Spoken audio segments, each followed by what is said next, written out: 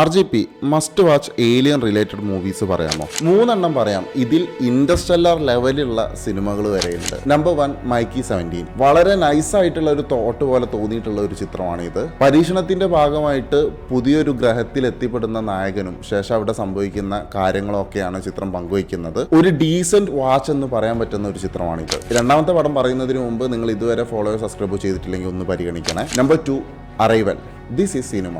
ഈ ഒരു വാക്കിനോട് 100% നീതി പുലർത്തുന്ന ചിത്രം. പല ഭാഗങ്ങളിലായിട്ട് 12 പേടകങ്ങൾ പ്രത്യക്ഷപ്പെടുന്നു. തുടർന്ന് നടക്കുന്ന സംഭവങ്ങളാണ് ഈ ഒരു മാരകപടം പങ്കുവയ്ക്കുന്നത്. കണ്ടിട്ടില്ലെങ്കിൽ നിർബന്ധമായിട്ട് കണ്ടു നോക്കുക. ഒരു മസ്റ്റ് വാച്ച് സിനിമ തന്നെയാണിത്. നമ്പർ 3 റീമേക്ക് ആണെങ്കിലും ഇന്ത്യൻ സിനിമയിലെ ഏറ്റവും മികച്ച സിനിമ എന്ന് പറയാൻ പറ്റുന്ന ഒരു ചിത്രം തന്നെയാണ് കോയ് മിൽ ഗയ. 90s കിഡ്സ് ഒന്നും ഒരു കാരണവശാലും ഈ സിനിമ മറക്കാൻ യാതൊരു സാധ്യതയും ഞാൻ കാണുന്നില്ല. ഏലിയൻ സിനിമ എന്ന രീതിയിലും സ്റ്റോറിയിലാണെങ്കിലും ഇതിൽ മേക്ക് ചെയ്തിട്ടുള്ള രീതിയിലാണെങ്കിലും എല്ലാം തന്നെ വളരെ മുൻപന്തിയിൽ നിൽക്കുന്ന ഒരു ഇന്ത്യൻ സിനിമ തന്നെയാണിത്. അപ്പോൾ നിങ്ങളുടെ ഫേവറേറ്റ് സിനിമ ഏതാണെന്നുള്ളത് താഴെ പങ്കുവയ്ക്കുക.